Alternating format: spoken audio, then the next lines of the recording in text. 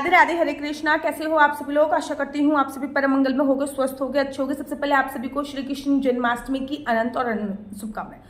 5 तरीके से रखा जाता है कृष्ण जन्माष्टमी का व्रत।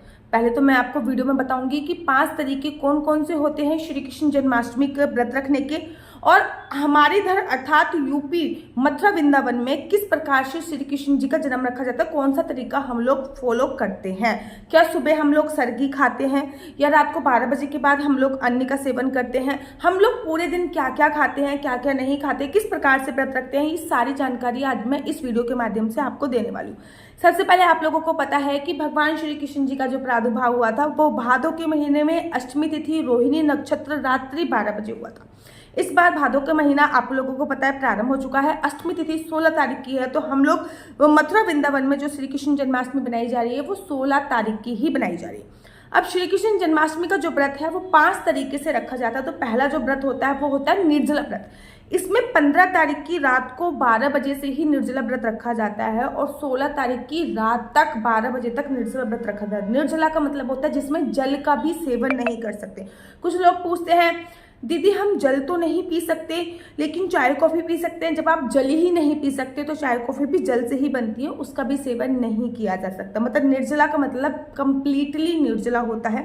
ना तो उसमें जल का सेवन किया जाता है, ना ही उसमें किसी भी प्रकार की चाय कॉफ़ी। मतलब सप्तमी तिथि से प्रारंभ होकर सप्तमी तिथि पे रात्रि 12 बजे से प्रारंभ होकर अष्टमी तिथि रात्रि 12 बजे तक निर्जला व्रत रखा जाता है। दूसरा व्रत होता है निराहार। अब निराहार क्या होता है? इसमें हम भगवान श्री कृष्ण जी की पूजा अर्चना वंदना करके, जैसे कि सुबह सुबह हमने भगवान श्री कृष्ण जी की पूजा अर्चना, सुबह उठे हमने स्नान किया, संकल्प लिया, सुबह की पूजा करी, उसके बाद दूध हो गया, जूस हो गया, ये सब हम ले लेते हैं। मतलब कोई भी लिक्विड चीज अगर हम ले लेते हैं तो उसको बोलते हैं निराहार व्रत करना। कोई भी लिक्विड चीज उसमें आप ले सकते हैं तो उसको निराहार व्रत करना बोलते हैं।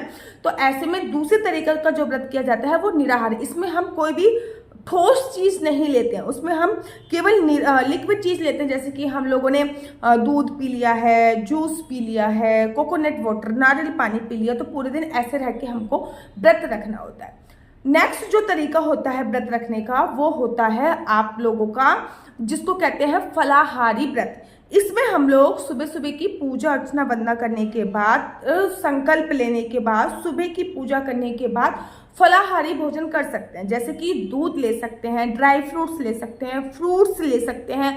ऐसे में आप फलों को काट के खा सकते हैं। ये अन्न को छोड़कर किसी भी प्रकार का कोई भी भोजन इत्यादि आप इंटेक कर सकते हैं, लेकिन अन्न का सेवन आपको नहीं करना होता। इस बात का ध्यान रखना होता है। नेक्स्ट जो व्रत रखा जाता है वो रखा जाता है कहीं कहीं पे। मैंने तो भैया ये वाला व्रत कहीं देखा ही नहीं, लेकिन 1-2 जगह पे ऐसा रखा जाता है कि किसी किसी के मैंने सुना है कि केवल और केवल दोपहर के 12 बजे तक ही व्रत रखा जाता है। भगवान श्री कृष्ण जी के जन्म का दोपहर के 12 बजे तक व्रत रखा जाता है। 12 बजे के बाद वो अन्न वगैरह का सेवन कर लेते हैं। दोपहर के 12 बजे तक जो हम व्रत रखते हैं, हम लोग तो राधा अष्टमी का व्रत ऐसे रखते हैं। जन्माष्टमी का व्रत लोग हम अन्य दोपहर के 12 बजे तक नहीं रखते। जन्माष्टमी का व्रत हम रात्रि के 12 बजे तक रखते हैं। 5वें तरीके से जो व्रत रखा जाता है वो ये होता है कि रात को 12 बजे तक हम लोग व्रत रखते हैं। उसके बाद चांद को हम लोग अर्घ देते हैं। चांद को अर्घ देने के बाद हम लोग लड्डू गोपाल का स्नान वगैरह करा के, पहले पंचामृत से स्नान कराएंगे, फिर केसर वाले जल से हम लोग स्नान कराएंगे, और उसके बाद फिर हम लोग अपने व्रत का पालन संयम से किया जाता है। कहीं कहीं पे ऐसा होता है कि रात्रि को 12 बजे ही हम लोग व्रत का पालन कर लेते हैं। रात्रि को 12 बजे भगवान का चरणामृत पीकर, ठीक है, पंजीरी वगैरह खाकर हम लोग व्रत का पालन। कहीं कहीं पे अगले दिन अष्टमी तिथि खत्म होने के बाद व्रत का पालन किया जाता है। दोनों ही तरीका ऐसा सही है, दोनों ही तरीका ऐसे सही है। लेकिन हम लोग श्री धाम वृंदावन में, मथुरा में, हम लोग रात्रि को चांद को जब अर्घ दे देते हैं, चांद को अर्घ देने के बाद हम लोग लड्डू गोपाल का पंचामृत से स्नान कराते हैं।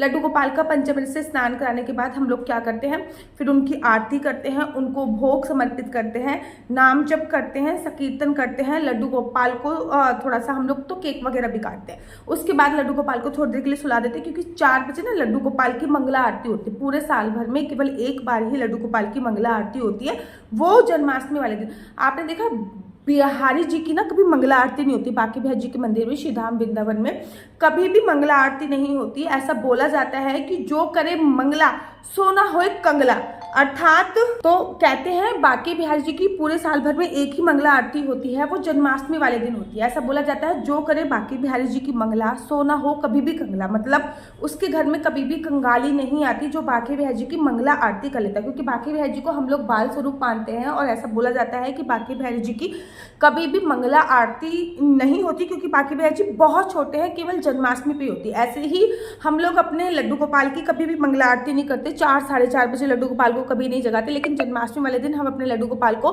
4 साढ़े 4 बजे जगाते हैं और उनकी फिर मंगला आरती हम लोग अवश्य और अवश्य करते हैं। तो याद रखिए कि कुछ कुछ जगह पे हम लोग लड्डू गोपाल को फिर सुला देते हैं, उसके बाद हम लोग अपने व्रत का पालन कर लेते हैं। भोजन जो है वो प्रसाद के स्वरूप हो जाता है, क्योंकि 56 प्रकार का भोग होता है, वो हम लोग खाते हैं। तो इस प्रकार से लड्डू गोपाल जी की जो इस प्रकार से जन्माष्टमी का जो व्रत है ये 5 तरीके से रखा जाता है। आपके यहाँ कौन से तरीके से व्रत रखा जाता है मुझे कमेंट्स करके जरूर बताइए। मेरा हस्बैंड हमेशा निर्जला व्रत रखते हैं और मैं निराहार रखती हूँ, मतलब मेरे हस्बैंड निर्जला रखते हैं, वो जल का भी उपयोग नहीं करते और मैं निराहार रखती हूँ, अर्थात मैं अन्न का उपयोग नहीं करती। लेकिन मैं दूध, और क्योंकि मेरी बेटी जब मेरे पेट में थी तभी से मैंने ये स्टार्ट किया था, दूध वगैरह मैं पी लेती थी, दूध वगैरह जूस वगैरह, तो मैं अब यही रखती हूँ।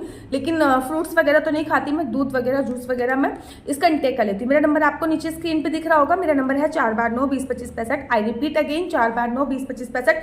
आपका बच्चा जॉब करेगा या बिजनेस करेगा, बिजनेस करेगा तो किस फील्ड में बिजनेस करेगा, जॉब करेगा तो किस सेक्टर में जॉब करेगा, क्या है आपके बच्चे का लकी नंबर, क्या है आपके बच्चे का लकी कलर, क्या कुंडली में राजयोग है या नहीं है, कुंडली में संतान प्राप्ति का योग है या नहीं है, आपका बिजनेस चलते चलते रुक गया है, ये सब की क्या, कौन सा ग्रह नक्षत्र आपका खराब चल रहा है कौन सा ग्रह नक्षत्र अच्छा चल रहा है, बिजनेस एकदम से बंद हो गया है, हस्बैंड वाइफ में बॉन्डिंग अच्छी नहीं हो रही, शादी का योग कब बन रहा है, आपके बॉयफ्रेंड से आपकी शादी होगी या नहीं, ये सभी जानकारी मैं आपको कुंडली के माध्यम से देती हूँ। याद रखिए कुंडली देखना बिल्कुल भी फ्री नहीं, कुंडली देखने के थोड़े से चार्जेस है और इस नंबर पे मुझसे किसी भी प्रकार से कोई भी क्वेश्चन आंसर पूछने के लिए फोन मत कीजिए। ये नंबर केवल और केवल मैंने कुंडली दिखाने के लिए दिया हुआ है। अगर आपको मेरी वीडियो अच्छी, राधे राधे, हरे कृष्णा। सावन के पावन पवित्र अवसर पर मैं आप लोगों के लिए लेके आई हूँ 1 मुखी रुद्राक्ष से लेके 14 मुखी रुद्राक्ष का कलेक्शन। रुद्राक्ष के ब्रेसलेट, रुद्राक्ष की माला, 1 मुखी रुद्राक्ष, 2 मुखी रुद्राक्ष, लैब टेस्टेड रुद्राक्ष, बिना लैब टेस्ट के रुद्राक्ष, पानी में डालने वाला रुद्राक्ष। आप लोगों को पता ही होगा कि जो रुद्राक्ष होता है, अगर असली रुद्राक्ष 5 मुखी रुद्राक्ष आप पानी में डालते हो तो आपको 75 प्रकार की बीमारियां जो होती हैं वो दूर चली जाती हैं। तो 100% ओरिजिनल रुद्राक्ष है। लैब टेस्ट के साथ ये रुद्राक्ष आपको अवेलेबल है। रुद्राक्ष की माला अवेलेबल है, बिना लैब टेस्ट के भी रुद्राक्ष अवेलेबल है। जल्दी से जल्दी आप ऑर्डर करके मंगा सकते हैं। मेरे पास 1 मुखी से लेकर 14 मुखी रुद्राक्ष का कलेक्शन अवेलेबल है। बहुत सारी मालाएं रुद्राक्ष की अवेलेबल है, विभिन्न प्रकार के रुद्राक्ष के ब्रेसलेट अवेलेबल है। रुद्राक्ष के साथ साथ आपके लिए तुलसी माला, 5 मुखी रुद्राक्ष का ब्रेसलेट, 9 मुखी रुद्राक्ष का ब्रेसलेट, 7 मुखी रुद्राक्ष का ब्रेसलेट, क्योंकि हर रुद्राक्ष अपना अलग अलग कार्य करता है। रुद्राक्ष की माला मंगा सकते हैं, वो भी लैब टेस्टेड है और विदाउट लैब टेस्टेड, दोनों प्रकार से आपकी रुद्राक्ष की माला उपलब्ध हो जाएगी। याद रखिए सावन के पावन पवित्र महीने में भोले बाबा की कृपा प्राप्त करने के लिए रुद्राक्ष आपको अवश्य धारण करना चाहिए। कहते हैं अगर आप रुद्राक्ष धारण करते हो तो किसी भी प्रकार की कोई भी नेगेटिविटी आपको स्पर्श नहीं कर सकती है। आदि व्याधि भूत प्रेत कोई भी नेगेटिविटी आपको टच भी नहीं कर सकती है अगर आपने रुद्राक्ष धारण किया हुआ है। तो हमारे पास 100% जेन्युइन रुद्राक्ष मिलते हैं और इनका प्राइस मार्केट प्राइस से बहुत ज़्यादा कम है और 100% लैब टेस्ट के साथ आपको मिलता है हमारे पास। लेकिन स्टॉक बहुत लिमिटेड रहता है, तो आप जो नंबर दिया गया है इस नंबर पर संपर्क करके रुद्राक्ष मंगा सकते हैं, रुद्राक्ष की माला मंगा सकते हैं, रुद्राक्ष का ब्रेसलेट मंगा सकते हैं। आप चाहो तो रुद्राक्ष पानी में डालने वाला मंगा सकते हो, छिलके वाला रुद्राक्ष, अर्थात जो रुद्राक्ष पेड़ से टूटा है अभी तक जिसका छिलका भी नहीं उतारा गया, वो रुद्राक्ष भी आप मंगा सकते हो। 7 मुखी रुद्राक्ष लक्ष्मी प्राप्ति के लिए, 5 मुखी रुद्राक्ष हेल्थ इश्यूज के लिए, 9 मुखी रुद्राक्ष आपके नवग्रहों की शांति के लिए, 8 मुखी रुद्राक्ष आपकी प्रतिमा को बांधने के लिए, 2 मुखी रुद्राक्ष आपके कॉन्फिडेंस लेवल को बढ़ाने के लिए, एंजाइटी को कम करने के लिए, आपके वैवाहिक जीवन को अच्छा करने के लिए इस सभी प्रकार के रुद्राक्ष जो हैं वो अवेलेबल है। याद रखिए ये ऑफर जो है अभी इस पे सेल चल रही है हमारे रुद्राक्षों पे, आपको फ्लैट 30% ऑफ मिल रहा है केवल सावन के महीने में। सावन के महीने के बाद इनके प्राइस आपको जो प्राइस हम देते थे उसी पे मिलेगा, लेकिन सावन के महीने में 30% आप लोगों को ऑफ चल रहा है। जल्दी से जल्दी संपर्क कीजिए नीचे दिए गए नंबर पे और अपना ऑर्डर बुक करा लीजिए। राधे राधे, हरे कृष्णा, हरि बोल। अच्छी लगती है तो आप अपना YouTube चैनल हरि बोल को लाइक शेयर सब्सक्राइब करना बिल्कुल भी मत भूलिए। तब तक के लिए मुझे दीजिए इजाजत। राधे राधे, हरे कृष्णा, हरि बोल।